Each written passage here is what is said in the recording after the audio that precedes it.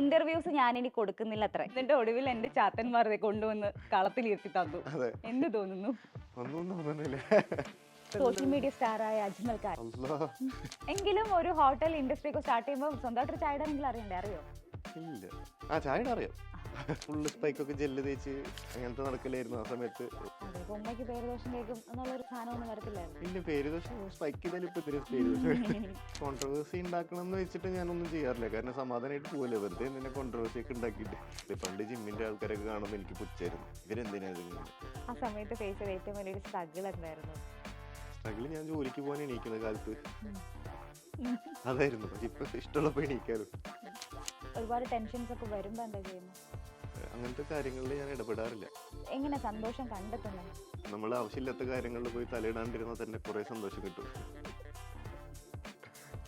ഇങ്ങനൊക്കെ ഇരുന്ന് സംസാരിക്കാൻ അല്ലെങ്കിൽ കുറെ ലൈഫിലെ വാല്യൂസ് ഒക്കെ പറയാൻ അത്രതൊക്കെ മെച്യൂരിറ്റി ഒക്കെ ഉണ്ടോ അജ്മൽ ഖാന്? ഇല്ല, എനിക്ക് മെച്ചൂരിറ്റി ഇല്ല. പക്ഷെ എനിക്ക് ഇത്രയും നാളത്തെ ഒരു എന്റെ അനുഭവം കൊണ്ട് ഉപേക്ഷിക്കാൻ ഇരിക്കുന്ന എന്തെങ്കിലും ഹാബിറ്റ് ഉണ്ടോ?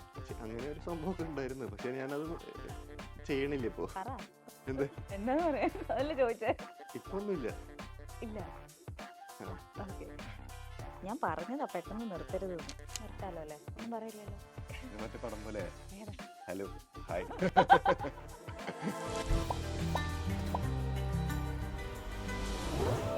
നമ്മളൊക്കെ ഫേസ്ബുക്കിൽ കണ്ണിന്റെയും റോസാപ്പൂവിന്റെ ഒക്കെ ഫോട്ടോസ് ഇട്ട് നടന്ന കാലത്ത് നല്ല DSLR ക്യാമറയിൽ നല്ല സ്റ്റൈലിഷ് ഫോട്ടോ ഒക്കെ ഇട്ട് സോഷ്യൽ മീഡിയയിൽ കൊടുങ്കാറ്റായി മാറിയ Ajmal Khan. Bhima present this is my story season 2 powered by Marmam. ഇന്ന് അജ്മൽ ഖാൻ ആണ് അതിഥി. സ്വാഗതം. Thank you.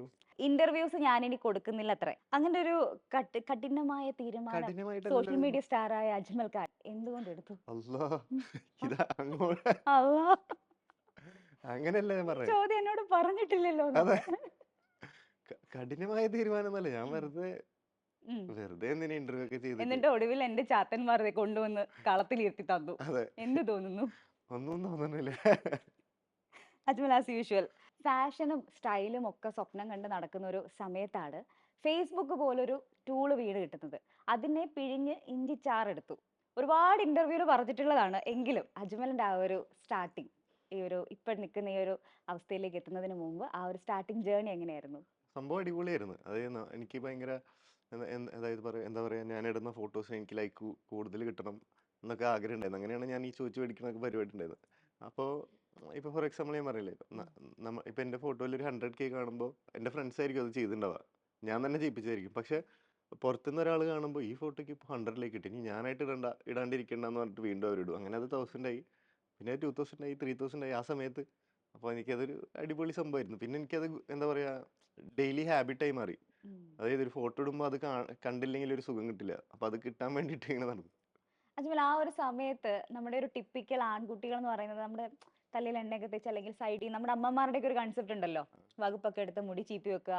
ആ സമയത്താണ് അജ്മലിന്റെ സ്റ്റൈൽ ആൻഡ് ഹെയർ സ്റ്റൈലും ഒക്കെ ആയിട്ടുള്ള ഫോട്ടോസ് ഫേസ്ബുക്കിൽ വരുന്നത്. അത് ശരിക്കും പറഞ്ഞാൽ ആ സമയത്ത് ആളുകൾക്കിടയിൽ അല്ലെങ്കിൽ കുട്ടികൾക്കിടയിൽ ഒരു വലിയ തരംഗമായിരുന്നു. അജ്മലിന്റെ വീട്ടിൽ മുമ്പ് ഒന്നും പറയില്ലായിരുന്നോ? ഇല്ല, എൻ്റെ കസിൻ ബ്രദർ ഉണ്ട്. ആളായിരുന്നു എൻ്റെ ഒരു ഇൻസ്പിറേഷൻ. ആള് ഫുള്ള് സൽമാൻ ഖാൻ ലുക്കിലൊക്കെ നടക്കുക. അപ്പോൾ ആളെനിക്ക് സ്റ്റൈലിനെ കുറിച്ചും പറഞ്ഞു തരില്ല. ആളോരോ ഫോട്ടോസ് കാണിച്ചാലും പിന്നെ ഫുള്ള് ബെക്കാമിൻ്റെ ഹെയർ സ്റ്റൈലുകളുണ്ട്, കുറേ ഹെയർ സ്റ്റൈൽ ഉണ്ടല്ലോ. അപ്പോൾ അത് നോക്കി നമ്മൾ ഓരോ സാധനങ്ങൾ ചെയ്ത് ഫുള്ള് സ്പൈക്കൊക്കെ ജെല്ല് തേച്ച് അങ്ങനത്തെ നടക്കലായിരുന്നു ആ സമയത്ത്. ഉമ്മൊന്നും പറയില്ല, കാരണം ഉമ്മ മാത്രമേ. ഇപ്പൊ സൗദിയിലായിരുന്നു, ഉമ്മയാണ് മൂക്ക് വളർത്തിയൊക്കെ. അതെ, ഇപ്പൊ ഉമ്മയ്ക്ക് പേരുദോഷം കേൾക്കും എന്നുള്ളൊരു സാധനമൊന്നും വരത്തില്ലായിരുന്നു. ഇല്ല, പേര് ദോഷം സ്പൈക്ക് ചെയ്താലും ഇപ്പൊ എന്തിനാ പേര് ദോഷം.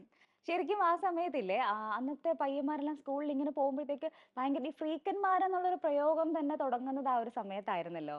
അതിന്റെ ഒരു തുടക്കക്കാരൻ കൂടിയാണ് അജ്മൽ. അജ്മലിനെ ഇൻസ്പയർ ആയിട്ടാണ് ഒരുപാട് കുട്ടികൾ ശരിക്കും പറഞ്ഞാൽ ആ തരത്തിലുള്ള ഹെയർ സ്റ്റൈലൊക്കെ അഡാപ്റ്റ് ചെയ്യാൻ തുടങ്ങിയത്. സത്യത്തിൽ ഈ സ്റ്റൈലിംഗ് എന്നൊരു വാക്കൊക്കെ ഇപ്പോഴാണ് കൂടുതലും ആളുകളിലേക്ക് എത്തുന്നത്. പണ്ടൊക്കെ നമുക്കെന്ന് പറഞ്ഞാൽ മേക്കപ്പ് ചെയ്യുക അല്ലെങ്കിൽ നന്നായിട്ട് ഡ്രസ്സ് ചെയ്യുക എന്നതിനപ്പുറത്തേക്ക് വേറൊന്നും ഇല്ലായിരുന്നു. ആ സമയത്ത് എങ്ങനെയാണ് അജ്മൽ ഈ സ്റ്റൈലിംഗ് എന്നൊക്കെ ഉള്ള ഒരു കോൺസെപ്റ്റിലേക്ക് എത്തിയത്? ഞാനല്ലാണ്ട് തന്നെ എൻ്റെ നാട്ടിലും കൊച്ചിയിലൊക്കെ ഒരുപാട് ഫ്രീക്കന്മാരുണ്ടായിരുന്നു. അന്ന് പക്ഷെ അവരൊന്നും സോഷ്യൽ മീഡിയയിൽ ഫോട്ടോസ് ഇടുന്ന സംഭവങ്ങളൊന്നും ഉണ്ടായിരുന്നില്ല. പിന്നെ സ്ലോലി അവരും സ്റ്റാർട്ട് ചെയ്ത്. പക്ഷെ അവരൊക്കെ കണ്ടു കഴിഞ്ഞിട്ടുണ്ടെങ്കിൽ ഞെട്ടും. അമ്മാതിരി ഫ്രീക്കിലായിരുന്നു ആ സമയത്ത് അവർ നടക്കണ്ടായിരുന്നത്. അവരെ മുടിയും ഹെയർ സ്റ്റൈലും. ഇപ്പൊ തൃശ്ശൂർ തന്നെ ഒരു ഷോപ്പൊക്കെ ഉണ്ടായിരുന്നു, എൻ്റെ ഷോപ്പിന്റെ ഓപ്പോസിറ്റ്. അവിടെ ചേട്ടന്മാരൊക്കെ, ഞാൻ ക്ലാസ്സിൽ നിന്ന് വന്നിട്ട് വെറുതെ സിറ്റി സെന്ററിലൊക്കെ നിന്ന് നോക്കലുണ്ട് അവരുടെ സ്റ്റൈലും സംഭവങ്ങളൊക്കെ. അപ്പൊ അതിൽ നിന്ന് ഇൻസ്പയർ ആയി നമ്മളും പിന്നെ ഞാൻ പഠിച്ച സ്കൂളിൽ എൻ്റെ സീനിയേഴ്സ് ചേട്ടന്മാരും ഉം. ആ സമയത്ത് സ്കൂളിൽ ബാഗും ഇതൊക്കെ ഇട്ടിട്ട് വരാം. ഉം. ഉം. അതായത് യൂണിഫോം ആയിരിക്കും, പക്ഷെ യൂണിഫോം അവർ സ്റ്റൈൽ ചെയ്തിട്ട് അവരുടെ രീതിയിൽ ബാഗൊക്കെ ആയിട്ട് ഇട്ടിട്ട് വരാം. ഉം. അപ്പോൾ സ്കൂളിന്നൊന്നും പറയത്തില്ലായിരുന്നു? ഇല്ലില്ല, ഞാൻ ഗവൺമെന്റ് സ്കൂളിലാണ് പഠിച്ചത്, അപ്പോൾ ഒന്നും പ്രശ്നം ഉണ്ടായിരുന്നില്ല, അടിപൊളിയായിരുന്നു. കുഴപ്പമില്ല. നന്നായിട്ട് യൂസ് ചെയ്തു. പിന്നെ ഈ ഇന്റർനെറ്റിന്റെ ഒക്കെ ഒരു സാധ്യത ഇപ്പം ബെക്കാമിന്റെ ഹെയർ സ്റ്റൈൽ ആണെന്നൊക്കെ പറഞ്ഞല്ലോ. ആ സമയത്ത് അജ്മലൻ എങ്ങനെയാണ് അതൊക്കെ യൂസ് ചെയ്യാം എന്നുള്ളൊരു ഐഡിയ വരുന്നത്? വളരെ ലിമിറ്റഡ് ആയിട്ടുള്ള ആളുകൾക്കേ ആ സമയത്ത് ഇതൊക്കെ ക്ലിക്ക് ആയിട്ടുള്ളൂ. കാര്യം ഇൻഫ്ലുവൻസർ പോലുള്ള ടേംസ് ഒന്നും അന്ന് നമ്മളധികം ഉം. കേട്ടിട്ടുണ്ടായിരുന്നില്ല. എങ്ങനെയാണ് ഇതിനകത്തൊക്കെ ഒരു ചാൻസസ് ഉണ്ട് അല്ലെങ്കിൽ ഓപ്പർച്യൂണിറ്റീസ് ഉണ്ടെന്ന് എനിക്കും മനസ്സിലായത്? അറിയണ്ടായിരുന്നില്ല ചാൻസസ് ഉണ്ടെന്നുള്ള സംഭവം. ഉം. ഞാൻ നേരത്തെ പറഞ്ഞ പോലെ ഒരു ഫോട്ടോ ഇടുമ്പോൾ എനിക്ക് ഇത്രയധികം, നമ്മളിപ്പോൾ ഒരു വർക്ക് ചെയ്യുമ്പോൾ നമുക്ക് കുറച്ച് കാശ് ആദ്യം കിട്ടുമ്പോൾ നമ്മൾ വിചാരിക്കും ഇനിയും കൂടുതൽ വർക്ക് ചെയ്താൽ വീണ്ടും കുറേ കാശ് കിട്ടുന്നു. ഉം. പക്ഷെ ഇതിൽ എനിക്ക് ലൈക്കായിരുന്നു ലക്ഷ്യം. ഇനിയും അടിപൊളി ഫോട്ടോ എടുത്താൽ ഇതിനും അടിപൊളി ലൈക്ക് കിട്ടും, ഉം. വീണ്ടും ഫോളോവേഴ്സ് കയറും. അപ്പോൾ ഞാൻ അതിന് വേണ്ടിയിട്ട് എഫേർട്ട് എടുത്ത് അതിന് വേണ്ടി കൺസിസ്റ്റൻ്റ് ആയിട്ട് ഫോട്ടോ എടുക്കാൻ നടന്ന് കുറേ ഫോട്ടോഗ്രാഫേഴ്സിൻ്റെ കൂടെ ഫോട്ടോ എടുത്ത് ഇനി പോസ്റ്റ് ചെയ്യാൻ ബാക്കിയൊന്നുമില്ല. ആദ്യമായിട്ട് മോഡലിംഗിലേക്ക് വരുമ്പോ അല്ലെങ്കിൽ അതിനൊരു അവസരം കിട്ടുമ്പോ എന്തായിരുന്നു അജ്മലിന് തോന്നിയിട്ടുണ്ടായിരുന്നത്?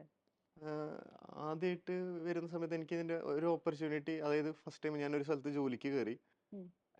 ഞാൻ വേറൊരു ഇന്റർവ്യൂവിലും പറഞ്ഞത് എനിക്ക് കിട്ടുന്ന സാലറിനേക്കാൾ കൂടുതൽ എനിക്ക് ഇൻകം കിട്ടി ഒരു 1 hour ആഡ് ചെയ്തപ്പോൾ. ഉം. അപ്പോൾ ഞാൻ വിചാരിച്ചു ഇത് കൊള്ളാലോ പരിപാടി, കഷ്ടപ്പെട്ട് ഇത്ര 8 മണിക്കൂർ എനിക്ക് വർക്കും ചെയ്യണമായിരുന്നു. ഉം. എന്നാൽ പിന്നെ ഇത് വേണ്ടാന്ന് പറഞ്ഞിട്ട് പതുക്കെ പതുക്കെ ഞാൻ ഉം. സ്ലോലി ഇത് ട്രൈ ചെയ്യാൻ തുടങ്ങി. ഞാൻ കുറേ ബ്രാൻഡുകൾക്ക് അങ്ങോട്ട് ആദ്യം മെസ്സേജ് ഇട്ടിട്ടുണ്ടായിരുന്നു. ഉം. I would like to collaborate with you എന്നൊക്കെ പറഞ്ഞ് മെസ്സേജ് അയക്കും. അപ്പോൾ അവരെനിക്ക് ഫ്രീ പ്രൊഡക്ട്സ് അയച്ചു തരും. അപ്പോൾ അതിൻ്റെ അടിപൊളി കണ്ടന്റ് ഇടും. അപ്പോൾ നമ്മുടെ പ്രൊഫൈലിൽ വർക്കിൻ്റെ സംഭവങ്ങൾ വരുമ്പോൾ ഡിഫറെൻറ്റ് ആൾക്കാരെ നമുക്ക് കോൺടാക്ട് ചെയ്യും അങ്ങനെ. ഉം. ആ ഒരു ലൈഫ് സ്റ്റൈൽ അല്ലെങ്കിൽ ഇന്ന് അജ്മലിന്റെ പാഷൻ ഈ പറഞ്ഞ പോലെ സ്റ്റൈലിംഗ് അല്ലെങ്കിൽ ഫാഷൻ ആണ്. ഗ്രാജുവലി അജ്മൽ അത് നേടിയെടുത്തു. ഈ പറഞ്ഞ പോലെ എഞ്ചിനീയറിംഗ് പഠിച്ച ഒരാളാണ്. സ്വാഭാവികമായും അമ്മയും അച്ഛനും ഒക്കെ വിചാരിക്കുന്നത് നല്ലൊരു കമ്പനിയിൽ ജോലിയൊക്കെ കിട്ടി പോകും എന്നാണ്. പക്ഷെ അജ്മൽ ആഗ്രഹിച്ച സ്ഥലത്ത് അജ്മൽ എത്തി. ആ ഒരു സ്ഥലത്തേക്ക് എത്താൻ എത്രത്തോളം ഒരു എഫേർട്ട് വേണ്ടി വന്നു? ശരിക്കും പറഞ്ഞാൽ നമ്മൾ എന്താ പറയുക, എനിക്ക് എഞ്ചിനീയർ ആയിട്ട് തന്നെ വർക്ക് ചെയ്യണമെന്ന് ഭയങ്കര ആഗ്രഹമായിരുന്നു. ഉം. ആ സമയത്ത് എനിക്ക് ഇതിൽ ഓപ്പർച്യൂണിറ്റി ഉണ്ടെന്ന് അറിയില്ല. ഉം. അപ്പോൾ വീട്ടിലത്തെ സാഹചര്യങ്ങൾ കാരണം ഞാൻ എഞ്ചിനീയറിംഗ് കഴിഞ്ഞ് നേരെ ജോലി തേടി കുറേ നടന്ന് അങ്ങനെ എന്താ പറയുക, നാട്ടിൽ ആദ്യം ജോലിക്ക് കയറി, പിന്നെ ദുബായിൽ വന്ന് ജോലിക്ക് കയറി. പക്ഷെ ജോലിയല്ല എൻ്റെ സംഭവം എന്നുള്ളൊരു, കാരണം എനിക്ക് ഇങ്ങനെ ഇരുന്ന് കുറേ നേരം ഒന്ന് വർക്ക് ചെയ്യുമ്പോൾ ഞാനിപ്പോൾ ആലോചിക്കും ഈ സംഭവങ്ങളൊന്നും ഇല്ലെങ്കിൽ ഞാൻ എവിടെയെങ്കിലും ജോലി ചെയ്യുന്ന കാര്യം ആലോചിക്കും ഇങ്ങനെ. കുറേ, അതായത് എന്നെ കൊണ്ട് പറ്റില്ല അത്. പണിയെടുത്ത് ജീവിക്കേണ്ടി വന്നേനല്ലേ? ആ സത്യം, ഇരുന്ന് വർക്ക് ചെയ്യണം. അത് ചിലപ്പോൾ അന്ന് ചെയ്തിരുന്നെങ്കിൽ ഇപ്പൊ നല്ല എക്സ്പീരിയൻസ് ഒക്കെ ആയിട്ടുള്ള ഒരു എഞ്ചിനീയർ ആയി മാറിയനെ. ഓ. പക്ഷെ ആ. ഇപ്പൊ പോയിട്ട് ഒരു സ്ഥലത്ത് പണിയെടുക്കാന്ന് പറയുമ്പോൾ നടക്കുന്ന പരിപാടിയല്ല. എത്രത്തോളം എൻജോയ് ചെയ്യാൻ പറ്റുന്നുണ്ട് ഇഷ്ടമുള്ള ജോലി ചെയ്യുമ്പോ? സത്യം പറഞ്ഞാൽ അടിപൊളിയാണ്. അതായത് എന്താ പറയാ, നമുക്ക് നമ്മുടെ ഇഷ്ടത്തിനാണല്ലോ എല്ലാതും. ഉം. ആഹ് എന്താ പറയാ, വർക്ക് ചെയ്യുക, വീട്ടിലേക്ക് വരിക, ടൂർ പോവുക. Always grateful to God. അതെ, അജ്മൽ ഇപ്പോ ഒരു ഫാഷൻ ഇൻഡസ്ട്രിയിൽ നിൽക്കുന്ന ഒരാൾ ഒരു ക്ലോത്തിങ് ബ്രാൻഡ് തുടങ്ങുന്നതിൽ നമുക്ക് അതിശയമൊന്നുമില്ല. പക്ഷേ അജ്മൽ എങ്ങനെയാണ് ഈ ഒരു ഫുഡ് റിലേറ്റഡ് ഇൻഡസ്ട്രിയിലേക്ക് വരുന്നത്? ഒരു ഹോട്ടലൊക്കെ സ്റ്റാർട്ട് ചെയ്യാൻ വേണ്ടിയുള്ള ഒരു അത് കോൺഫിഡൻസ്? അത് കോൺഫിഡൻസ് എനിക്കില്ല. അതായത് സംഭവം എന്ന് വെച്ചാൽ ഞാൻ എൻ്റെ മനസ്സിലിപ്പോൾ ഇതുണ്ട്. ഇത് എത്രയും നാൾ ഇപ്പം ഞാൻ നേരത്തെ പറഞ്ഞില്ലേ വർക്ക് ചെയ്യുന്ന സംഭവം എന്നെ കൊണ്ട് പറ്റില്ല. അപ്പം ഞാൻ തന്നെ ഇരുന്ന് ചിന്തിക്കും കുറച്ച് നാൾ കഴിഞ്ഞാൽ എന്നെ ആരും ഫോട്ടോ എടുക്കാൻ അല്ലെങ്കിൽ എനിക്ക് വർക്കൊന്നും കിട്ടിയില്ലെങ്കിൽ ഞാൻ എന്ത് ചെയ്യും? എനിക്കറിയില്ല അതിനെക്കുറിച്ച്. അപ്പം ഞാൻ എന്ത് ചെയ്യും, എൻ്റെ ഫ്രണ്ടാണ് ഇപ്പോൾ ഈ റെസ്റ്റോറൻറ്റിലുള്ള പാർട്ട്ണർ. അവന് ഇതിനെക്കുറിച്ച് നന്നായിട്ട് അറിയാം. അപ്പം ഞാൻ അതിൻ്റെ കൂടെ നിന്ന് കൊടുത്തു എന്നുള്ളൂ. അവനാണ് ബാക്കി പരിപാടികളൊക്കെ ചെയ്യുന്നത്. ശരിക്കും അജ്മലിന് കുക്കിംഗ് ഒക്കെ അറിയോ? ഇല്ല. കുക്കിംഗ് ഒന്നും അറിയില്ല. എന്നിട്ടാണ് വ്ലോഗ് ഇട്ട് ആളുകളെയൊക്കെ വിളിക്കണം നിങ്ങൾ എല്ലാവരും വരണം ഇവിടെ അല്ല, നമുക്ക് കാന്താരി കഴിച്ചു ചിക്കൻ. നോക്കുമ്പോൾ ടേസ്റ്റ് അറിയാലോ. ഓ അങ്ങനെ. എങ്കിലും ഒരു ഹോട്ടൽ ഇൻഡസ്ട്രി ഒക്കെ സ്റ്റാർട്ട് ചെയ്യുമ്പോൾ സ്വന്തമായിട്ടൊരു ചായ ഇടാനെങ്കിലും അറിയണ്ടേ? അറിയോ? ഇല്ല. ആ ചായയുടെ അറിയാം. ആ, ഓക്കെ. ഓക്കെ അജ്മൽ, വെറുതെ ചോദിച്ചാണ്. അതുപോലെ തന്നെ ഇപ്പം ഈ ഒരു ഇതിനകത്തേക്ക് വന്നു അല്ലെങ്കിൽ ക്ലോത്തിങ് ബ്രാൻഡ് സ്റ്റാർട്ട് ചെയ്തു. അജ്മൽ അതിൽ എത്രത്തോളം നമുക്കൊരു റിസർച്ച് കാര്യങ്ങൾ വേണം അങ്ങനെ ഒരു കാര്യങ്ങളിലേക്ക് ഇറങ്ങുമ്പോൾ? റിസർച്ച് മാത്രമല്ല, നമുക്ക് നല്ലൊരു ടീം വേണം. എന്ത് ചെയ്യുമ്പോഴായാലും ഒറ്റയ്ക്കൊന്നും സംഭവം നടക്കില്ല. അപ്പം ഞാൻ ഒറ്റയ്ക്ക് ചെയ്യണമെന്ന് കുറേ ആഗ്രഹിച്ചിട്ടുണ്ട്. പക്ഷെ അത് ഒറ്റയ്ക്ക് നടക്കില്ല. നമുക്ക് നല്ലൊരു ടീം വേണം എപ്പോഴും. അതും ട്രസ്റ്റ് വർത്തി ആയിട്ടുള്ള കുറേ ടീമുകൾ എന്നെ പറ്റിച്ചിട്ടുമുണ്ട്. ഞാൻ 2012, 13 മുതലേ ബ്രാൻഡും ഈ സംഭവങ്ങളൊക്കെ സ്റ്റാർട്ട് ചെയ്തിട്ടുണ്ട് ബിസിനസ്സിലൊക്കെ. പക്ഷെ ഓരോന്നും ഓരോ സൈഡിൽ കൂടെ ഒക്കെ പോയി. കാരണം എനിക്കറിയില്ല ഇതെങ്ങനെ ചെയ്യാന്നുള്ളത്. അപ്പോൾ ഇപ്പം എൻ്റെ ടീം എന്ന് വെച്ചാൽ അടിപൊളിയാണ്. അവർക്കും ഇതിനെക്കുറിച്ച് ഭയങ്കരമായിട്ട് അറിവുള്ള, പ്രത്യേകിച്ച് കാസർഗോഡ് നിന്നുള്ളവരാണ്. അവർ പണ്ടേ അവരുടെ സ്റ്റൈലൊക്കെ കണ്ടിട്ടാണ് നമ്മളൊക്കെ തുടങ്ങുന്നത് തന്നെ. അപ്പോൾ അവരാണ് എൻ്റെ പാർട്ട്ണറിലുള്ളത്. അപ്പോൾ സംഭവം അടിപൊളിയാണ്. ഇപ്പം നമ്മൾ ഹാൻഡ് മെയ്ഡും ഇപ്പോൾ ഒരു ഡിസൈൻ കൊണ്ടു തന്നാൽ നമ്മൾ അതേ സാധനം എന്താ വേണ്ടതെന്ന് വെച്ചാൽ അത് ഉണ്ടാക്കി തരും. അങ്ങനെ. ഓക്കെ. അജ്മൽ വന്നപ്പോൾ തന്നെ ഞാൻ ഒരുപാട് തവണ വിളിക്കുമ്പോൾ എൻ്റെ അടുത്ത് പറയുമായിരുന്നു എനിക്ക് നോ പറയാൻ അറിയില്ല എന്നുള്ളത്. ആ, നോ പറയാൻ അറിയാത്തത് കൊണ്ട് അജ്മൽ എന്തെങ്കിലും ട്രബിളിൽ പോയിട്ടുണ്ടോ? അല്ലെങ്കിൽ എന്തെങ്കിലും ബുദ്ധിമുട്ടുകൾ ഉണ്ടാവാറുണ്ടോ? ബുദ്ധിമുട്ടുകൾ ആയിട്ട് ഉണ്ടാവാറില്ല. പക്ഷേ ഇനി ഞാൻ നോ പറയാൻ പഠിക്കണം. എന്നാലേ ശരിയാവുള്ളൂ.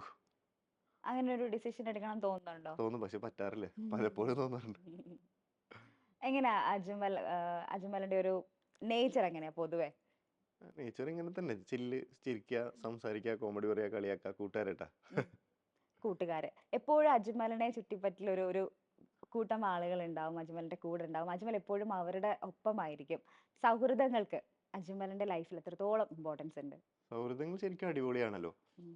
കാരണം പിന്നെ ഞാൻ ഇവിടെ വായിച്ച പോലെ, അതായത് നമ്മുടെ if you show me your friend circle I can tell your future എന്ന് പറയുന്ന പോലെ, നമ്മുടെ നമ്മുടെ സർക്കിളാണ് നമ്മൾ ഡിസൈൻ ചെയ്യുന്നത്. ഫോർ എക്സാമ്പിൾ, ഇപ്പോൾ ഞാൻ വേറൊരു ഇൻ്റർവ്യൂവിൽ വന്ന് ഞാൻ ഒട്ടും പഠിക്കില്ലായിരുന്നു എന്നുള്ളത്. ഉം. പക്ഷെ എൻ്റെ കൂടെയുള്ളവരൊക്കെ പഠിക്കണ പിള്ളേരായിരുന്നു. അപ്പോൾ അവരുടെ സ്വപ്നങ്ങളായിരുന്നു ഈ എഞ്ചിനീയർ ആവണം, ഉം. ഞങ്ങൾ അവിടെ പോയിട്ട് എഞ്ചിനീയർ. അപ്പോൾ ഞാൻ വിചാരിക്കും ഇവരൊക്കെ എഞ്ചിനീയർ ആവണമെങ്കിൽ എന്നാൽ പിന്നെ എനിക്ക് എഞ്ചിനീയർ ആവണം. അങ്ങനെ ഞാൻ വീട്ടിൽ വിളിച്ചു പറഞ്ഞത്. അപ്പോൾ വീട്ടുകാർക്ക് അറിയാം ഞാൻ പഠിക്കില്ല അത്. ഉമ്മ എനിക്ക് എഞ്ചിനീയർ ആവണോ? അപ്പോൾ പറഞ്ഞു, ആ എനിക്ക് ആവണ എന്നാ പിന്നെ നോക്ക്. കാരണം വെച്ചാൽ അവർക്കും ആഗ്രഹം ഉണ്ട് എന്നെ പഠിപ്പിക്കണം. പക്ഷെ എൻ്റെ ഈ പഠിപ്പ് കാരണം ഉം. അവർക്കൊരു കോൺഫിഡൻസ് ഉണ്ടല്ലോ. പക്ഷെ ഞാൻ തന്നെ അങ്ങോട്ട് വിളിച്ച് പറയുക ചെയ്തത്. ഉം. അത് because of my friend circle, അവരുടെ ആഗ്രഹങ്ങളും സംഭവങ്ങളും. അപ്പോൾ അങ്ങനെയാണ് ഞാൻ എഞ്ചിനീയറിങ്ങിന് പോയി ചേർന്നതൊക്കെ. ഉം. ഈ ഒരു ഫീൽഡിലേക്ക് എഞ്ചിനീയറിംഗിൽ നിന്ന് അജ്മൽ ചുവട് മാറ്റി മോഡലിംഗ് എന്നുള്ളൊരു സ്ഥലത്തേക്ക് എത്തി. അതിൽ എസ്റ്റാബ്ലിഷ്ഡ് ആയി 4 പേർ അറിയുന്ന ഒരു പൊസിഷനിൽ അജ്മൽ എത്തി. അജ്മലിനെ കണ്ട് ഈ ഫീൽഡിലേക്ക് വരണം എന്ന് ആഗ്രഹിക്കുന്ന ഒരുപാട് കുട്ടികളുണ്ടാവും. അജ്മൽ ഒരുപാട് എഫേർട്ട് എടുത്തിട്ടുണ്ട് അതിനുവേണ്ടി. ഞാൻ എവിടെയോ കേട്ടു അജ്മൽ ഒരു റാമ്പ് വാക്ക് പോലും ഞാൻ ചെയ്തിട്ടില്ല, ഞാൻ സ്വന്തമായിട്ടാണ് ഒരു മോഡലായി എന്നൊക്കെ. പുതുതായിട്ട് ഈ ഒരു ഇൻഡസ്ട്രിയിലേക്ക് കയറണമെന്ന് ആഗ്രഹിക്കുന്ന കുട്ടികൾക്ക് കൊടുക്കാനുള്ള ഒരു അഡ്വൈസ് എന്താ? എപ്പോഴും സ്വപ്നങ്ങൾ അടിപൊളിയായിട്ട് ഉണ്ടാവണം. ആ സ്വപ്നത്തിന് വേണ്ടി നിങ്ങൾ എപ്പോഴും വർക്ക് ചെയ്യണം.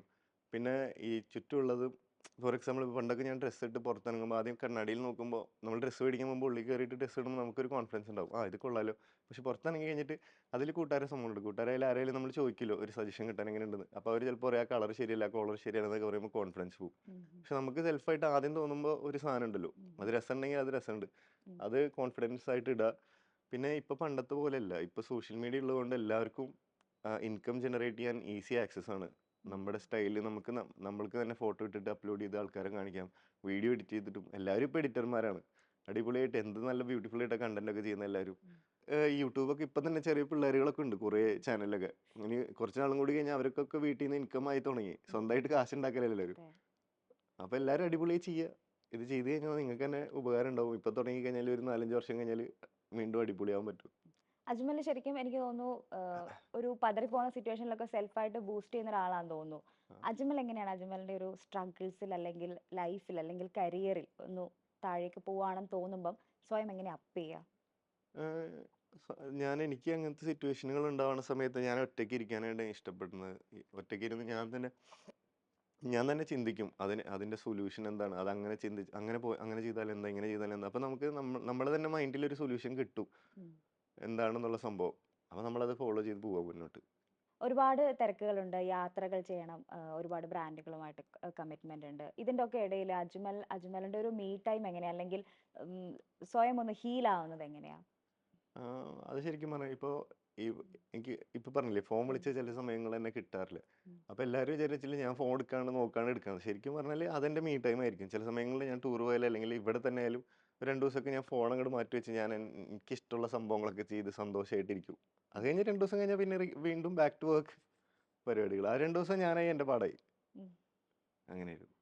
പണ്ട് അതായത് അജ്മലിന് സോഷ്യൽ മീഡിയ യൂസ് ചെയ്ത് തുടങ്ങുന്ന ഒരു സമയം, അന്ന് അജ്മൽ പറഞ്ഞു ഞാൻ എൻ്റെ പ്രയോറിറ്റി എന്ന് പറഞ്ഞാൽ ഞാൻ എൻ്റെ പോസ്റ്റിന് കിട്ടുന്ന ലൈക്കുകൾ എത്രയാണ്, അല്ലെങ്കിൽ വേറൊരാളിടുന്ന ഫോട്ടോസ് അവരെങ്ങനെയാണ്, അതൊക്കെ ആയിരിക്കും നമ്മൾ നോക്കിക്കൊണ്ടിരുന്നത്. ആ, അന്നത്തെ സോഷ്യൽ മീഡിയ എന്ന് പറയുന്നത് തന്നെ വേറൊരു കൈൻഡാണ്. പക്ഷെ ഇന്നെന്ന് പറയുന്നത് ഒരുപാട് മാറിപ്പോയി. ആ അതെ, പഴയ ഒരു കാലഘട്ടത്തിൽ നിന്നും അതെ.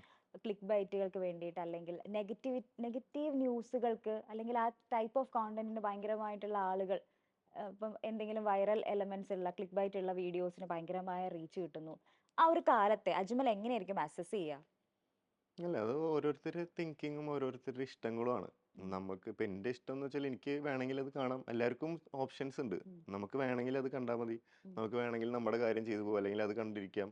അത് വായിച്ച് നമുക്ക് നെഗറ്റിവിറ്റി എടുക്കാം. അല്ലെങ്കിൽ ഇപ്പുറത്ത് ഇൻസ്റ്റാഗ്രാമിൽ തന്നെ പോസിറ്റീവായിട്ട് ഒരുപാട് കാര്യങ്ങളുണ്ട്. നമുക്ക് അത് കണ്ട് പോസിറ്റീവ് ആവാം. അല്ലെങ്കിൽ ഞാൻ നേരത്തെ പറഞ്ഞ പോലെ ഇപ്പം ഞാൻ എന്താ ചെയ്യുന്നത് വെച്ചാൽ എൻ്റെ സ്റ്റൈല് നോക്കാറുണ്ട്. ഇപ്പം എൻ്റെ ഷോപ്പിലേക്ക് വേറെ ഏതെങ്കിലും കടകളുടെ ഡ്രസ്സ് നോക്കാറുണ്ട്. അപ്പം നമ്മൾ ഡിസൈഡ് ചെയ്യാം എന്താ പറയുക, ഈ നെഗറ്റിവിറ്റി കാണണോ പോസിറ്റിവിറ്റി കാണണോ എന്നുള്ളത്. ആ ഒരു മാറ്റം ഉണ്ടല്ലോ, ഒരു ട്രാൻസ്ഫോർമേഷൻ ഉണ്ടല്ലോ, ഒരു കാലഘട്ടത്തിന്റെയും കൂടെ ഒരു വ്യത്യാസമായിരിക്കാം. കോവിഡിന് ശേഷം ഉം. എന്താ പറയുക, ഒരുപാട് ഇൻഫ്ലുവൻസേഴ്സ് വന്നു. ഉം. ഇതിനെക്കുറിച്ചുള്ള ഓപ്പർച്യൂണിറ്റീസ് എല്ലാവർക്കും അറിയാം ഇപ്പോൾ. ഉം. അപ്പോൾ ചില ആൾക്കാർ സ്ലോലി ഇതെന്താ വെച്ചാൽ ഒരു കൺസിസ്റ്റൻ്റ് ആയിട്ട് നമ്മൾ കുറേ നാൾ ചെയ്തുകൊണ്ടിരുന്നാലേ ഇതിനൊരു റിസൾട്ട് വരുള്ളൂ. ഉം. ഉം. കാരണം അത്രയധികം ആൾക്കാരുണ്ട് ഇപ്പോൾ. അപ്പോൾ സ്റ്റാർട്ടിങ് തന്നെ ഇപ്പോൾ വെറുതെ എന്തെങ്കിലും വരണമെങ്കിൽ കോൺട്രവേഴ്സി ഉണ്ടെങ്കിലല്ലേ നല്ലതെന്ന് വെച്ചിട്ടായിരിക്കും മേ ബി.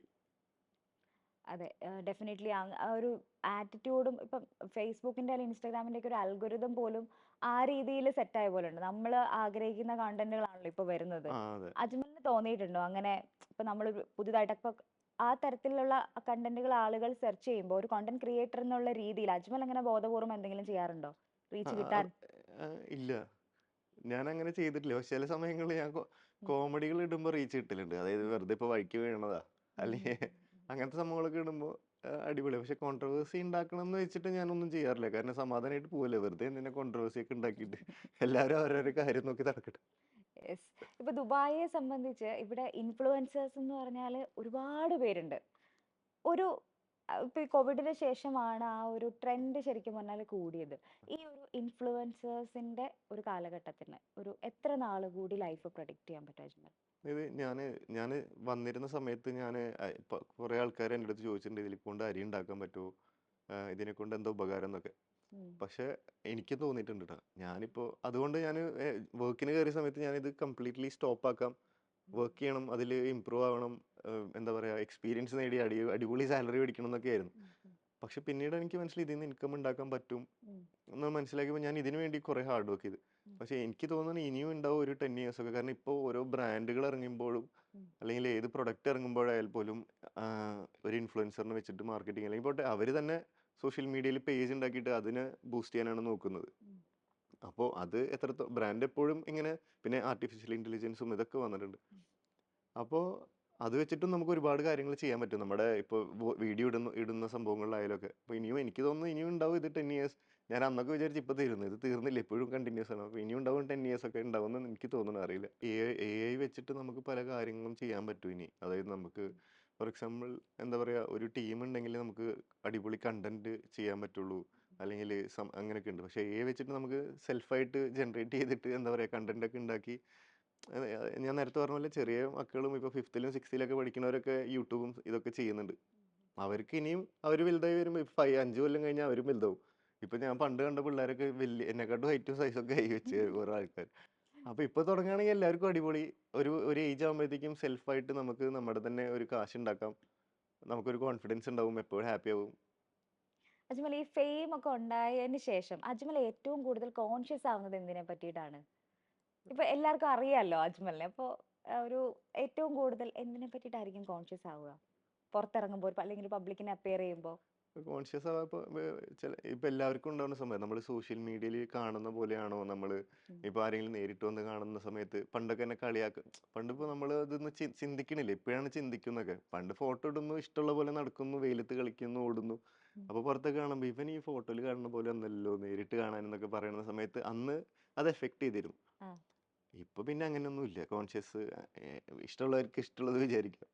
എനിക്ക് സത്യത്തിൽ ഭയങ്കര വണ്ടർ ആയിരുന്നു അജ്മൽ മോഡലിംഗ് രംഗത്ത് നിന്നിട്ട് ഈ വർക്കൗട്ട് ഒന്നും ചെയ്യാതിരുന്ന ആളാണ് ഈ റീസെന്റ് ആണ് തുടങ്ങിയെന്നൊക്കെ. ആ, ശരിക്കും ഒരു മോഡലിന്റെ ടൂൾ എന്ന് പറയുന്നത് അവരുടെ ബോഡി അല്ലേ? ആ. അജ്മൽ എന്താ ഇത്ര ലേറ്റ് ആയേ? അല്ല, ഞാൻ നേരത്തെ പറഞ്ഞില്ലേ, ഞാൻ മോഡലിങ്ങിൽ പോയിട്ട് മോഡലായിട്ടുണ്ടായിരുന്നില്ല. ഉം. ഞാൻ സോഷ്യൽ മീഡിയ കൂടെ എൻ്റെ സംഭവങ്ങളിൽ കൂടെ വന്നതാണ്. അപ്പോൾ മടി ഓട്ടോമാറ്റിക്കലി ഉണ്ട്. പിന്നെ ഞാൻ പണ്ട് സ്പോർട്സിലൊക്കെ ഉണ്ടായിരുന്നതുകൊണ്ട് എൻ്റെ മനസ്സിലൊരു കോൺഫിഡൻസ് ജനറ്റിക് ആയിട്ട്, ഇങ്ങനെ ഒരു അത്ലറ്റിക് ബോഡിയൊക്കെ ഉണ്ടാവും, ഇതിനി തടിയൊന്നും വെക്കില്ല. പക്ഷേ ഒരു ഏജ് കഴിഞ്ഞപ്പോൾ തന്നെ തടിയും മുഖമൊക്കെ വീർത്ത് വരുമ്പോൾ പിന്നെ കറക്റ്റ് സമയത്ത് ആ ചലഞ്ചും കിട്ടി. ഉം. അത് ഞാൻ പറഞ്ഞു, എല്ലാതും ഗോഡ് എന്താ പറയുക, ഉള്ള ഒരു കറക്റ്റ് സമയത്ത് നമുക്ക് എത്തിച്ചേരും. അത് നമ്മൾ അടിപൊളിയായിട്ട് അതിനെങ്ങനെ മുന്നോട്ട് കൊണ്ടുപോകുന്നത് നോക്കിയാൽ മതി. എത്രത്തോളം ഇമ്പോർട്ടന്റ് ആണത്? അതാണ് ശരിക്കും ഇമ്പോർട്ടന്റ്. ഇപ്പോഴാണ് മനസ്സിലായി. പണ്ട് ജിമ്മിന്റെ ആൾക്കാരൊക്കെ കാണുമ്പോൾ എനിക്ക് പുച്ഛായിരുന്നു, ഇവരെന്തിനാ ഇതിങ്ങനെ. പക്ഷെ ഇപ്പോഴാണ് മനസ്സിലായി എത്ര എഫേർട്ട് എടുത്തിട്ടാണെന്ന് അറിയാം അവർ ഓരോ സംഭവങ്ങൾ ചെയ്യുന്നത്. അപ്പോൾ അവരടിപൊളി കേട്ടോ, അവർ രക്ഷയില്ലേ. അന്നത്തെ പണ്ട് ഇപ്പം കോളേജിൽ പഠിച്ച കാലത്തേക്ക് ഒന്ന് തിരിച്ചു പോയി കഴിഞ്ഞാൽ അജ്മൽ അവിടെ നിന്നാണ് ഈ ഒരു കാര്യങ്ങളെല്ലാം ഫ്രെയിം ചെയ്തെടുത്തത്. ആ അല്ലെങ്കിൽ ആ സമയത്ത് സൗഹൃദങ്ങളെ ഇപ്പൊ ഒരു ലൈക്കിനാണെങ്കിൽ പോലും അവരെയൊക്കെ യൂസ് ചെയ്തിട്ടുണ്ട്. അവിടുന്ന് ഇങ്ങോട്ട് നോക്കുമ്പോൾ ആ ലൈഫ് ഒന്നും പ്ലാൻ ചെയ്യാണ്ട് ഒരു സ്ട്രക്ചറിലേക്കായി വന്നതാണ്. അതെ. അത് എങ്ങനെയായിരുന്നു അജ്മൽ? ആ ഒരു ഒരു സൈക്കിൾ എങ്ങനെയായിരുന്നു? എല്ലാം ഈ പറഞ്ഞ പോലെ ഒരു ഫ്ലോയിൽ ഇങ്ങനെ അങ്ങനെ വന്നു വിട്ടു. പിന്നെ അത് നോക്കി നടത്തേണ്ടത് നമ്മുടെ ഇതാണ്. ഉം, അതായത് എൻ്റെ ചില സമയങ്ങളിൽ എനിക്കിങ്ങനെ ജാടിടാം. ആ ഇതിപ്പോ കൊള്ളാലോ പരിപാടി എന്ന് പറഞ്ഞിട്ട്. പക്ഷെ നമ്മളത് എങ്ങനെ മെയിൻറ്റെയിൻ ചെയ്ത് ഉം, നമുക്ക് കിട്ടിയ ഒരു ഭാഗ്യമാണ്. അത് എപ്പോഴും ഗ്രേറ്റ്ഫുൾ ആയിട്ട് അടിപൊളിയായിട്ട് നമ്മളത് കൺസിസ്റ്റന്റ് ആയിട്ട് മുന്നോട്ട് കൊണ്ടുപോകുമ്പോൾ ഉം, നമുക്ക് ഇതേപോലെ ഒരുപാട് പ്രശ്നങ്ങളും സംഭവങ്ങളൊക്കെ വരും. ഉം, കുറേ ആൾക്കാരെ ഒന്ന് കേൾക്കണം, അത് ഇത് സംഭവങ്ങൾ. നമ്മളതൊക്കെ ടാക്കിൾ ചെയ്ത് തുഴഞ്ഞ് നമ്മുടെ ഒരു ജേണിയിൽ നമ്മുടെ ഒരു വഴിയിൽ നമ്മൾ അടിപൊളിയായിട്ട് പോയിക്കൊണ്ടേയിരിക്കണം എപ്പോഴും. ഉം. അജ്മൽ ആ സമയത്ത് ഇവിടെ വന്ന് ഒരു ജോലിക്ക് കയറുന്നു. എഞ്ചിനീയറിംഗ് കഴിഞ്ഞിട്ട് വന്ന് നേരെ ഒരു ജോലിക്ക് ആ കയറുന്നു. ആ സമയത്ത് ഈ ബ്ലോഗറെയും ഇൻഫ്ലുവൻസറെയും ഒക്കെ നെറ്റിൽ സെർച്ച് ചെയ്ത് അവരുമായിട്ട് കൊളാബ് ചെയ്യാൻ വേണ്ടിയിട്ട് അവരോട് സംസാരിക്കുന്നു. അജ്മലിന് എങ്ങനെയാണ് ആ സമയത്ത് ഈ തരത്തിലുള്ള ട്രെൻഡുകൾ ഉണ്ട് എന്നുള്ളൊരു ഐഡിയ കിട്ടുന്നത്? അതായത് ഞാൻ നാട്ടിൽ നിന്ന് ഇങ്ങോട്ട് വരുന്നതിന് മുമ്പ് എൻ്റെ ഒരു ഫ്രണ്ട് ഉണ്ട് ബാംഗ്ലൂർ, അശ്വതി ബാലകൃഷ്ണൻ എന്ന് പറഞ്ഞിട്ട്. ഉം, അവൾ അന്ന് അത് ചെയ്യുന്നുണ്ടായിരുന്നു. ഉം, അപ്പോൾ എൻ്റെ നല്ല ഫ്രണ്ടാണ്. നമ്മളിപ്പോൾ ഒന്ന് ഷൂട്ടൊക്കെ ചെയ്തപ്പോൾ അവൾ എനിക്ക് എന്നും പറഞ്ഞു തരും, ഉം, എടാ നിനക്ക് ഇത്ര ഫോളോവേഴ്സ് ഉണ്ട്, നിനക്ക് ഇതിൽ നിന്ന് ഇൻകം ജനറേറ്റ് ചെയ്യാൻ പറ്റും, നീ ഉം, ദുബായിലൊന്നും പോകണ്ട, എഞ്ചിനീയറിംഗിൻ്റെ വർക്കൊന്നും ചെയ്യണ്ട, ഇവിടെ തന്നെ നിന്ന് കഴിഞ്ഞാൽ ഇത്ര കാശൊക്കെ ഉണ്ടാക്കാൻ പറ്റും. ഉം, പക്ഷെ എന്നാലും മനസ്സിൽ കോൺഫിഡൻസ് ഇല്ല, ഇനിയിപ്പോൾ വീണ്ടും പെട്ടു പോവുക ബാംഗ്ലൂരൊക്കെ പോയി നിന്നിട്ടെന്ന് വെച്ചിട്ട്. ഉം, അപ്പോൾ ഇങ്ങോട്ട് വന്നിട്ട് അവൾ തന്നെ എനിക്ക് ഇങ്ങനെ ഹാഷ്ടാഗ്, ഇനി നീ ഫോട്ടോസ് ഇടുമ്പോൾ ഹാഷ്ടാഗുകളും സംഭവങ്ങളൊക്കെ ഇടണം എന്നൊക്കെ പറഞ്ഞിട്ടുണ്ടായിരുന്നു. അപ്പോൾ ഞാൻ വർക്ക് ചെയ്യുന്ന സമയത്ത് ദുബായ് ബ്ലോഗർ എന്നൊക്കെ അടിച്ചു നോക്കി. ഉം, അപ്പോൾ ദുബായ് ബ്ലോഗർ എന്ന് അടിച്ചാൽ ദുബായിലത്തെ ബ്ലോഗേഴ്സൊക്കെ വരും ആ സമയത്തുള്ളു. ഉം, അന്ന് ചെയ്യുന്നുണ്ടായിരുന്നു ആൾക്കാരൊക്കെ.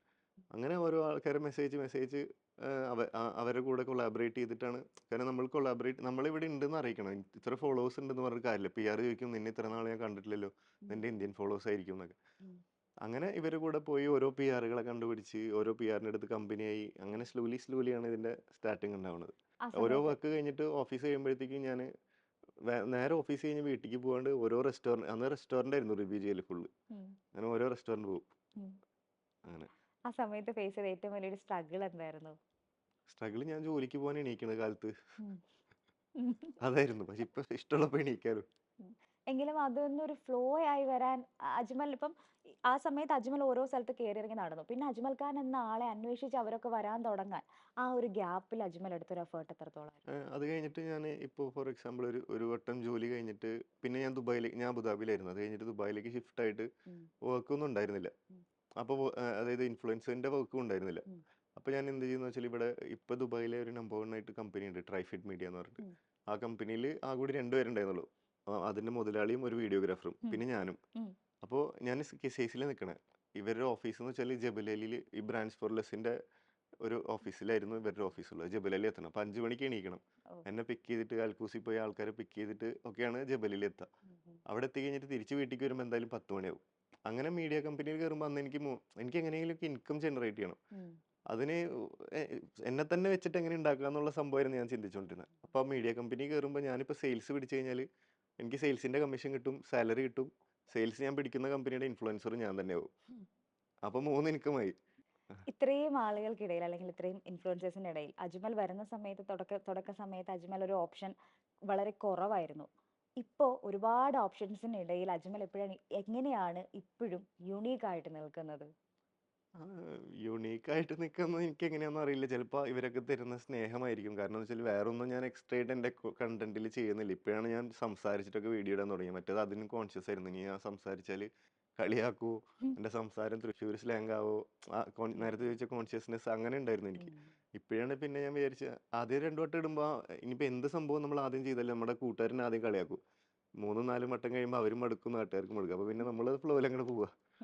അത്രേ ഉള്ളൂ. അല്ലാണ്ട് എക്സ്ട്രാ ആയിട്ട് ഞാൻ ഒന്നും ചെയ്യണില്ല. ഞാൻ സ്ലോ മോഷനിൽ നടക്കലും അങ്ങോട്ട് തിരിഞ്ഞ് ഇങ്ങോട്ട് തിരിഞ്ഞ് ഫോട്ടോ ഇടലും മാത്രമേ ഉള്ളൂ. കോൺഫിഡൻസ് കിട്ടി തുടങ്ങിയപ്പോഴാ? അല്ലെങ്കിൽ ഞാൻ വെറുതെ ഇരിക്കുന്നു, എനിക്ക് ഓഫേഴ്സ് വരുന്നു, ആ ഒരു സ്റ്റേജിൽ എത്തിയത് എത്ര വർഷത്തിന് ശേഷം ദുബായിലെത്തി? നമുക്കെപ്പോഴും ഇതിപ്പോഴും കൺസിസ്റ്റന്റ് ആയിട്ട് നമ്മളെ എന്താ പറയുക, വർക്ക് കിട്ടിയില്ലെങ്കിലും നമ്മുടെ അക്കൗണ്ട് നമുക്ക് ഒരു ബിസിനസ് പോലെയാണ് ഇതിപ്പോൾ. ഉം, അതായത് നമ്മളത് എപ്പോഴും കൺസിസ്റ്റന്റ് ആയിട്ട് കണ്ടന്റ് ഇട്ടുകൊണ്ടേയിരിക്കണം. ഉം, ഞാൻ എല്ലാ ദിവസവും ഫോട്ടോ ഇടും. ഇപ്പം എനിക്ക് എൻ്റെ ഫോട്ടോ നോക്കുമ്പോൾ ഇപ്പം എത്ര പോസ്റ്റ് ആയെന്നറിയോ? 7061 പോസ്റ്റ് ഇട്ടിട്ടുണ്ട് ഞാൻ. ഉം, ഞാൻ തന്നെ ആലോചിക്കും ഇനി പോസ്റ്റ് ഇടാൻ ബാക്കിയൊന്നും ഇല്ലല്ലോ എന്ന്. അപ്പോൾ കൺസിസ്റ്റന്റ് ആയിട്ട് ഇത് ഇട്ടുകൊണ്ടിരിക്കണം നമ്മൾ, അത്രേ ഉള്ളൂ. ഉം. അജ്മലിന് പൊതുവെ പറയുമ്പോൾ എല്ലാവർക്കും ഭയങ്കര ഇഷ്ടമാണ്. എല്ലാ ആളുകളുടെ അടുത്തും ഭയങ്കര ഹമ്പിൾ ആയിട്ടാണ് അജ്മൽ ഇടപെടുന്നതും. എങ്ങനെയാ ബന്ധങ്ങൾ ഇങ്ങനെ നിലനിർത്തുന്നത്? അതിനെന്തെങ്കിലും ടെക്നിക്സ് ഉണ്ടോ? കുറെ ആളുകൾ, അതായത് ഞാൻ പറയാൻ കാര്യം, ഒരു പീരീഡിൽ എത്തിക്കഴിയുമ്പോൾ അല്ലെങ്കിൽ സ്റ്റേജ് എത്തിക്കഴിയുമ്പോൾ നമ്മൾ വന്ന വഴി മറന്നു പോകുന്ന ഒരുപാട് ആളുകളും ഉണ്ട്. അജ്മൽ എങ്ങനെയാണ് ഈ ബന്ധങ്ങൾ കൺസിസ്റ്റന്റ് ആയിട്ട് കീപ്പ് ചെയ്യുന്നത്? ബന്ധങ്ങൾ കൺസിസ്റ്റന്റ് ആയിട്ട് കീപ്പ് ചെയ്യാൻ ബന്ധങ്ങൾ എപ്പോഴും ഒരു വാല്യൂ വെച്ച് ഒരു ബന്ധത്തിൽ നിന്ന് ഒന്നും എക്സ്പെക്ട് ചെയ്യാണ്ടിരുന്നാൽ മതി. എല്ലാവരെയും സ്നേഹിക്കുക, കാണാ ചിരിക്കുക. എല്ലാവർക്കും എല്ലാവരുടേതായിട്ടുള്ള ബിസി ആയിട്ടുള്ള കാര്യങ്ങളുണ്ടാവും. കാണുമ്പോഴുള്ള സ്നേഹമാണ് എപ്പോഴും ഉം.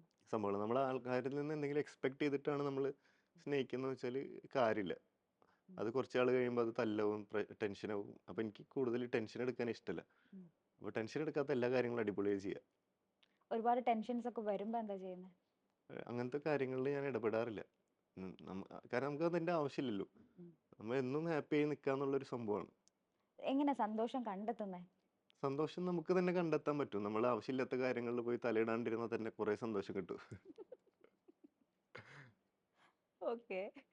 ഇങ്ങനൊക്കെ ഇരുന്ന് സംസാരിക്കാൻ അല്ലെങ്കിൽ കുറെ ലൈഫിലെ വാല്യൂസ് ഒക്കെ പറയാൻ അത്രതൊക്കെ മെച്യൂരിറ്റി ഒക്കെ ഉണ്ടോ അജ്മൽ ഖാന്? ഇല്ല, എനിക്ക് മെച്ചൂരിറ്റി ഇല്ല. പക്ഷെ എനിക്ക് ഇത്രയും നാളത്തെ എൻ്റെ അനുഭവം കൊണ്ട് കിട്ടിയ ഒരു ചെറിയ ചെറിയ കാര്യങ്ങൾ, മെച്ചൂരിറ്റി ഒന്നും ആയിട്ടില്ല ഇപ്പോഴും. ഇപ്പൊ 2012 മുതൽ ഞാനിപ്പോ എനിക്ക് എല്ലാവരും ഓർമ്മയുണ്ട്. ഉം. എന്ന് വെച്ചാൽ കണ്ട് ഫോട്ടോ എടുത്ത് പോയ അപ്പൊ തന്നെ പോയ ആൾക്കാരല്ല. പക്ഷെ എൻ്റെ കൂടെ ഹാങ് ഔട്ട് ചെയ്ത്, എൻ്റെ കൂടെ ചില്ല് ചെയ്ത്, എൻ്റെ കൂടെ ഉം. നടന്ന, എൻ്റെ കൂടെ പഠിച്ച എല്ലാവരും എനിക്ക് ഓർമ്മയുണ്ട്. പക്ഷെ അത്രയധികം ആൾക്കാരെ കണ്ടു വന്നു, ഉം. പാഠങ്ങൾ കിട്ടി. അപ്പൊ എന്തായാലും അത് അനുഭവമാണല്ലോ. സക്സസിന്റെ പിറകിൽ ഒരുപാട് ഈ പറഞ്ഞ പോലുള്ള അനുഭവങ്ങളും ഉണ്ടാവല്ലോ. അങ്ങനെ അജ്മലിനെ ഏറ്റവും ഉള്ളിൽ തട്ടി എന്തെങ്കിലും ഇൻസിഡന്റ് ഉണ്ടോ? ഇല്ല, അനുഭവങ്ങൾ? ഞാൻ നേരത്തെ പറഞ്ഞ പോലെ ഞാൻ ഒന്നും അങ്ങനെ ചിന്തിക്കാൻ നിൽക്കാറില്ല. ഞാൻ അത് അതിന്റെ വഴിക്ക് വിടില്ല. കാരണം ഞാൻ ഓവറായിട്ട് നമ്മൾ എന്ത് സംഭവമായാലും ഉം. നമ്മൾ ഓവറായിട്ട് തിങ്ക് ചെയ്യുമ്പോഴാണ് നമുക്കത് സ്ട്രെസ് ആയിട്ട് മാറുക. അപ്പൊ ഞാൻ ഓവറായിട്ട് തിങ്ക് ചെയ്യാറില്ല. ഞാൻ അടുത്ത പണിക്ക് പോകാൻ. ഉം. പണ്ടോട്ടേ ഇങ്ങനെയാണോ അതോ ഏതെങ്കിലും ഒരു പോയിന്റിൽ എത്തി അല്ല, ഇങ്ങനെ ആയതാണോ? അങ്ങനെയല്ല. പണ്ട് പണ്ട് ഞാൻ ടെൻഷന്റെ ആളാണ്. ഉം. അപ്പൊ ടെൻഷൻ, എന്തെങ്കിലും ചെറിയ കാര്യം ഉണ്ടാകുമ്പോൾ തന്നെ വിഷമാവും. ഉം. മനസ്സിൽ സങ്കടം വരും. ഒരു സെൻസിറ്റീവ് ആയിരുന്നു. ഉം. അപ്പൊ അങ്ങനെ വരുമ്പോഴാണ് നമ്മൾ ചിന്തിക്കുക, ഇത് ഇങ്ങനെ ചിന്തിക്കാണ്ടിരുന്നാൽ ഇത് സോൾവ് അല്ലേ. ഫോർ എക്സാമ്പിൾ, പണ്ടൊക്കെ ആരെങ്കിലും കമന്റ് ഇടുമ്പോൾ എനിക്ക് വിഷമമാവാറുണ്ട്. പണ്ട് ഫേറ്റേഴ്സ് പേജ് ഒക്കെ ഉണ്ടായിരുന്നു എനിക്ക്. എന്തിനാന്ന് എനിക്ക് തന്നെ അറിയില്ല. അപ്പോൾ വെറുതെ കമന്റ് ഒക്കെ എൻ്റെ അടിക്കുമ്പോൾ എനിക്ക് വിഷമം വരാറുണ്ട്. അപ്പൊ ഞാനൊന്ന് ആലോചിക്കും, ഇത് എന്തിനാ ഇത്ര ഞാൻ വിഷമിച്ചിരിക്കണേ. ചില ആൾക്കാർ ചിലപ്പോൾ കമന്റ് അടിച്ചിട്ട് അവരവരെ പാട് നോക്കി പോകും. ഉം. പക്ഷെ ഞാൻ ആ കമന്റും വായിച്ച് വിഷമിച്ച് 2 ദിവസം ഇരുന്നിട്ട് എൻ്റെ കാര്യം എന്തിനാ കളയണേ, അതങ്ങോട്ട് ഡിലീറ്റ് ആക്കിയിട്ട് നീ അടുത്ത പണി നോക്കുന്നു പറഞ്ഞ പോലെ ജീവിതത്തിലെ പ്രശ്നങ്ങളും ഞാൻ അങ്ങനെ ആക്കി തുടങ്ങി. അപ്പോൾ ഓരോന്നിനും സംഭവത്തിൽ നമ്മൾ ചിന്തിച്ച ഓരോ സാധനങ്ങൾ വരും. അതിനനുസരിച്ച് അങ്ങോട്ട് പോവുക. അങ്ങനെ ഒരു പ്രശ്നം വരുമ്പോ അജ്മലിന് ഏറ്റവും ഹാപ്പി സന്തോഷം കിട്ടുക അല്ലെങ്കിൽ അതിനൊരു പരിഹാരം കിട്ടുന്നത് യൂഷ്വലി ആരുടെ അടുത്തുനിന്നാ? ഞാൻ ഫ്രണ്ട്സിൻ്റെ അടുത്ത് പറയും. അപ്പോൾ അവർ മോട്ടിവേഷൻ ഒന്നും ഇല്ലെങ്കിൽ എന്തെങ്കിലുമൊക്കെ പറയും. അപ്പോൾ പിന്നെ അത് സന്തോഷമാവും. പിന്നെ ഞാൻ പിന്നെന്താ പറയുക, ഒറ്റയ്ക്കിരുന്ന് ചിന്തിക്കും. അതൊക്കെ തന്നെ. പിന്നെ പ്രേ ചെയ്യും. ദുബായിൽ വന്ന് നമ്മൾ കുറച്ച് നാൾ ജോലി ചെയ്ത് കഴിഞ്ഞാൽ നമുക്ക് വേറൊരു രാജ്യത്തും പോയി സെറ്റിൽ ആകാൻ വേണ്ടി തോന്നില്ല. ആ, കാര്യം അത്രയധികം ഒരു സ്വാതന്ത്ര്യം എല്ലാ കാര്യത്തിനും പല ആളുകൾക്കും അവരുടെ സ്വപ്നങ്ങളെല്ലാം അച്ചീവ് ചെയ്യാൻ പറ്റിയ ഒരു കൺട്രിയാണ്. ആ. അജ്മലിനെ സംബന്ധിച്ച് ദുബായിക്ക് ആ ഒരു റോൾ എങ്ങനെയാണ് അജ്മലിന്റെ ലൈഫിൽ? അതായത് ഞാൻ വേറൊരു ഇന്റർവ്യൂവിൽ പറഞ്ഞു, ഞാൻ IELTS എഴുതിയിട്ട് കാനഡയിൽ പോകാനായിട്ട് ഞാനും ഈ കൂട്ടുകാരൊക്കെ അന്ന് എഞ്ചിനീയറിംഗിന് പോയപ്പോൾ തന്നെ എല്ലാവരുടെയും ആഗ്രഹം ഇതായിരുന്നു, കാനഡ, അയർലാൻഡ്, ലണ്ടനിലൊക്കെ പോകാനായിട്ട്. ഉം. അപ്പോൾ അന്ന് IELTS എഴുതിയിട്ട് പാസ്സായിട്ടില്ല ഞാൻ. ഒരു കൊല്ലം ഞാൻ പോയിട്ട് എഴുതിക്കൊണ്ടിരുന്നു. ഏതെങ്കിലും ഒരു സാധനത്തിൽ പൊട്ടു. അങ്ങനെയാണ് പിന്നെ വീട്ടിൽ സാഹചര്യങ്ങൾ കൊണ്ട് ഇങ്ങോട്ട് വന്നത്. പക്ഷെ ഞാനിപ്പോൾ അങ്ങോട്ട് പോയിട്ടുണ്ടായിരുന്നെങ്കിൽ എനിക്ക് ഇങ്ങനെയൊന്നും ആവാൻ പറ്റില്ലായിരുന്നു. അപ്പോൾ നമ്മുടെ എല്ലാതും എഴുതി വെച്ചിട്ടുണ്ട്, അങ്ങോട്ട് എത്തുള്ളൂ. ഞാൻ കുറേ കഷ്ടപ്പെട്ടു, ഒരുപാട് ട്രൈ ചെയ്ത് പോകാനായിട്ട്. പക്ഷെ അതൊന്നും നടന്നില്ല. അങ്ങനെയാണ് ഇങ്ങോട്ട് ജോലിക്ക് വന്നത്. പക്ഷെ എനിക്കിപ്പോൾ ഞാൻ കുറേ സ്ഥലത്ത് ട്രാവൽ ചെയ്ത് ഉം. എവിടെയും എനിക്ക് സെറ്റിൽ ആവാൻ പറ്റുമെന്ന് എനിക്ക് തോന്നുന്നില്ല. കാരണം എങ്ങനെ പോയാലും ഇവിടെ എത്തണം. ഇതിന്റെ ഒരു ബ്യൂട്ടി വേറെ എവിടെയും കിട്ടിയിട്ടില്ല, എനിക്ക് തോന്നുന്നില്ല. വൈകുന്നേരം ആകുമ്പോൾ കരാമയിൽ ഇരുന്ന് ഒരു ചായ കുടിച്ച്. അത് മാത്രല്ല, ഇവിടെ ഭയങ്കര സേഫ് ആണല്ലോ. Yes. എന്താ പറയാ, ഇനിയിപ്പോ നമുക്ക് ഇഷ്ടമില്ലാണ്ട് നമ്മുടെ വീഡിയോ തന്നെ ആരെങ്കിലും ഇട്ടാൽ, അല്ലെങ്കിൽ നമ്മള് പൊട്ട ഒരു കമന്റ് പറഞ്ഞാൽ പോലും ഇവിടെ പ്രശ്നമാണ്. ഉം. എല്ലാവർക്കും അവരവരുടെ കാര്യം നോക്കി നടക്കാനേ ഇവിടെ സമയമുള്ളൂ. അതുപോലെ തന്നെയാണ് ഞാൻ ഒരുപാട് തവണ അജ്മലിനെ വിളിക്കുമ്പോൾ അജ്മൽ പല പല സ്ഥലങ്ങളിൽ ട്രാവലിംഗ് ആണ്. യാത്രകളോട് ഇത്ര ഒരു ഇഷ്ടം പണ്ട് തൊട്ടേ ഉണ്ടോ? പണ്ട് തൊട്ട് എനിക്ക് പോകാൻ പറ്റുമെന്നൊന്നും ഞാൻ അറിയണ്ടായിരുന്നില്ല. കാരണം നമ്മൾ സാധാരണ ഒരു ഉം. ഫാമിലിയിൽ നിന്നാണ് വരുന്ന കാരണം. പക്ഷെ നമുക്ക് സ്വപ്നങ്ങളുണ്ട്, പോണം പോണം പോണം എന്ന്. അപ്പം ഇപ്പോഴാണ് എനിക്ക് അതിനെപ്പറ്റി നടക്കുന്നതും അതിനുള്ള ഓപ്പർച്യൂണിറ്റീസ് ഒക്കെ എനിക്ക് കിട്ടുന്നത്. ഉം. അപ്പൊ ഞാൻ അത് എന്തായാലും മുതലെടുത്തൊരു ബൂം ബൂം എന്ന് പറഞ്ഞ പോലെ. ഉം. ഇത്രയും യാത്ര പോയതിൽ ഏറ്റവും ഏറ്റവും ഇഷ്ടപ്പെട്ട ഒരു സ്ഥലം ഏതാ? എനിക്ക് എല്ലാ സ്ഥലങ്ങളും ഇഷ്ടമാണ്. കാരണം എല്ലാ സ്ഥലത്തും ഡിഫറെന്റ് ഡിഫറെന്റ് മെമ്മറീസ് ആണ് ഉള്ളത്. പിന്നെ ഞാൻ ഒരു വട്ടം എൻ്റെ ഒരു ഫ്രണ്ടിൻ്റെ കൂടെ സെർബിയ പോയിട്ടുണ്ടായിരുന്നു. ഉം. അവിടെ പോകുമ്പോൾ ഭാഷ അറിയില്ല. എനിക്കും അറിയില്ല. എനിക്ക് അവനും അറിയില്ല എന്നല്ല. എനിക്ക് അവനും ഭാഷ അറിയാം. പക്ഷെ അവിടെ എത്തുമ്പോൾ ഒരു ഉള്ളേരിയയിലെ പോയത്. നമ്മൾ കാർ എടുത്ത് പോയി. ഉം. ഒരു കറണ്ട് ഇല്ല, അവിടെ വൈഫൈ ഇല്ല, ഒന്നുമില്ല. ഉം. ഒരു അമ്മാമ്മയും അപ്പൂപ്പനും കൂടിയിട്ട് ഫുഡൊക്കെ ഉണ്ടാക്കി തരും. അവരുടെ ഒരു വീട്. കാരണം അവിടെ നിന്നിട്ടാണ് പിന്നെ ട്രക്കൊക്കെ കയറി പോകേണ്ടത്. ഉം. അങ്ങനെ 2 ദിവസം നമ്മൾ അവിടെ നിന്ന്. അവർക്കും ഭാഷ അറിയില്ല, നമുക്കും ഭാഷ അറിയില്ല. നമ്മൾ ആംഗ്യ ഭാഷയിൽ പക്ഷേ 2 ദിവസം അവരോട് സംസാരിച്ച് അവരുടെ ഫാമിലിയൊക്കെ ആയിട്ട് അടിപൊളി കമ്പനിയായി. ഓക്കെ. നല്ലൊരു എക്സ്പീരിയൻസ് ആയിരുന്നു. അജ്മലിലെ ബിസിനസ്സുകാരന് എത്ര മാർക്ക് കൊടുക്കും? ഞാന് 100ലാണെങ്കിൽ 1.5 കൊടുക്കാം പണ്ടാണെങ്കിൽ. ഇപ്പോഴോ? ഇപ്പോ ഇപ്പൊ ഞാൻ നേരത്തെ പറഞ്ഞ പോലെ ഞാൻ ലേൺ ചെയ്തുകൊണ്ടിരിക്കുകയാണ് സ്റ്റിൽ. കാരണം ഞാൻ ഇതിലേക്ക് ഇറങ്ങിയിട്ടില്ല. പിന്നെ പറ്റിക്കാൻ എളുപ്പമാണ് പെട്ടെന്ന്. ഉം. അപ്പോൾ ഞാൻ പിന്നെ ഇനിയിപ്പോൾ എന്തെങ്കിലും സംഭവത്തിൽ പോയി കഴിഞ്ഞാൽ തന്നെ പ്രോഫിറ്റ് ചോദിക്കാനൊക്കെ ചിലപ്പോൾ എനിക്ക് നാണാവും.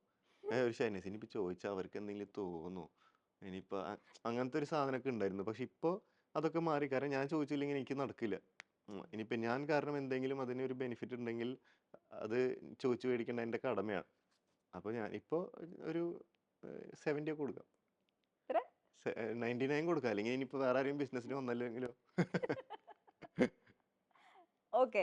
അജ്മൽ ഖാൻ 2025 എടുക്കാൻ പോകുന്ന ഒരു ന്യൂ ഇയർ റെസൊല്യൂഷൻ എന്തായിരിക്കും? 2025 ഞാൻ ചെയ്യാൻ പോകുന്നത് എന്താ വെച്ചാൽ എനിക്ക് എൻ്റെ ബോഡി ഒന്നും കൂടി ഇനി ഫുള്ളായി സെറ്റാക്കി ഫുള്ളി പ്രോപ്പറായിട്ട് ജിമ്മിനൊക്കെ പോയി അടിപൊളി അത് മെയിൻറ്റെയിൻ ചെയ്യണം. ഉം. എനിക്ക് നല്ലൊരു കിടിലം വണ്ടി എടുക്കണം. പിന്നെ ഒരുപാട് സ്ഥലങ്ങളിൽ ഇനിയും ട്രാവൽ ചെയ്യണം. നോർത്തേൺ ലൈറ്റ്സ് കാണണം. ഉം. കുറേ സംഭവങ്ങൾ അങ്ങനെ. ഉപേക്ഷിക്കാൻ ഇരിക്കുന്ന എന്തെങ്കിലും ഹാബിറ്റ് ഉണ്ടോ? ഇനി ഞാനത് ചെയ്യില്ല. അങ്ങനെ ഒരു സംഭവമൊക്കെ ഉണ്ടായിരുന്നു. പക്ഷെ ഞാനത് ചെയ്യണില്ല ഇപ്പോൾ. പറ. എന്ത്? എന്താന്ന് പറയാൻ അതല്ലേ ചോദിച്ചേ. ഇപ്പൊ ഒന്നുമില്ല. ഇല്ല. ആ. ഓക്കെ. ഒരു ഡ്രീം എന്താ? ഇനി എന്താവണം? നെക്സ്റ്റ് സ്റ്റെപ്പ് എന്താ? നെക്സ്റ്റ് സ്റ്റെപ്പ് എന്താ പറയാ, എപ്പോഴും സന്തോഷവും സമാധാനമായിട്ട് ഇരിക്കാൻ പറ്റണം. ഉം. കൂടെയുള്ള ആൾക്കാരൊക്കെ അടിപൊളിയാക്കണം. ഉം. വീട്ടുകാരെ ഹാപ്പി ആക്കണം. വീട്ടുകാരെപ്പോഴും പ്രൗഡായിരിക്കണം എന്നെ ആലോചിച്ചത്. ഉം. അതൊക്കെ എപ്പോഴും അത് നിലനിർത്തി കൊണ്ടുപോകാൻ എനിക്ക് അനുഗ്രഹം കിട്ടണം. അതൊക്കെ തന്നെ. കുറേ നാളത്തെ അതായത് ഈ സമൂഹ മാധ്യമങ്ങളിലും ഒക്കെ ഈ സെലിബ്രിറ്റി ലൈഫും എല്ലാം എൻജോയ് ചെയ്ത് ഒരു എനിക്ക് തോന്നുന്നു മോർ ദാൻ ഒരു 10 ഇയേഴ്സ് എങ്കിലും ആയിട്ടുണ്ടാവുമല്ലോ. ഇത്രയും നാളത്തെ ഒരു എക്സ്പീരിയൻസിൽ നിന്ന് പഠിച്ച ഏറ്റവും വലിയൊരു ലെസൺ എന്താ? ഇത്രയും നാളിൽ പഠിച്ച ഒരു ലെസൺ എന്ന് വെച്ചാൽ എപ്പോഴും നമ്മൾ ഗ്രേറ്റ്ഫുൾ ആയിരിക്കണം. നമ്മളെപ്പോഴും എന്ത് സൗഭാഗ്യങ്ങൾ കിട്ടിയാലും എന്ത് സംഭവം കിട്ടിയാലും എപ്പോഴും നമ്മൾ ഗ്രേറ്റ്ഫുൾ ആയിരിക്കണം. നമ്മൾ ഓവർ ആയിട്ട് ഞാൻ എന്തോ സംഭവം എന്നൊക്കെ വിചാരിക്കരുത്. എല്ലാവരും ഇഷ്ടപ്പെടണം, എല്ലാവരും ചിരിക്കണം. എല്ലാവരും ഡിഫറെൻ്റ് ആയിട്ടുള്ള പ്രശ്നങ്ങളിലും എല്ലാവർക്കും പ്രശ്നങ്ങളുണ്ട്. പക്ഷേ സോഷ്യൽ മീഡിയയിൽ ഇപ്പോൾ എല്ലാവരും പറയും സോഷ്യൽ മീഡിയയിൽ എല്ലാവരും സന്തോഷം കാണിക്കണമെന്ന്. അത് കാണിച്ചാൽ മതി. എന്തിനാ ഇപ്പോൾ പ്രശ്നങ്ങൾ കാണുന്നത്? എല്ലാവരും സന്തോഷമായിട്ട് ഇരിക്കട്ടെ, എല്ലാവരും അടിപൊളിയായിരിക്കട്ടെ. അതന്നെ. അതന്നെ. അജ്മൽ, നമ്മളുടെ ഈ മൈ സ്റ്റോറിൽ ഒരു സെഗ്മെന്റ് ഉണ്ട്.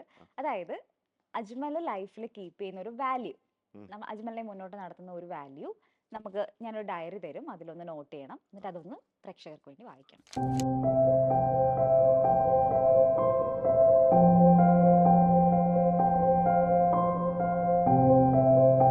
Always be grateful, make your parents proud. ഇനി ജീവിതത്തിൽ എന്തുണ്ടായാലും നല്ലത് വന്നാലും അൽഹംദുലില്ലാ, പൊട്ട വന്നാലും അൽഹംദുലില്ലാ. Keep going forward. അത്രേ ഉള്ളൂ. ഇൻഷാ അല്ലാ. ഇൻഷാ അല്ലാ. അജ്മൽ, ഒരുപാട് സന്തോഷം. മൈ സ്റ്റോറിയുടെ ഭാഗമായതിൽ ഒരുപാട് കാര്യങ്ങൾ അങ്ങോട്ടും ഇങ്ങോട്ടും അറിയാൻ പറ്റി. Bhima presents this is my story season 2 powered by Marmam. Ajmal Khan ആയിരുന്നു നമുക്കൊപ്പം വിശേഷങ്ങൾ പങ്കുവച്ചത്. Thank you so much. Thank you. മറ്റേ പടം പോലെ ഹലോ ഹായ്.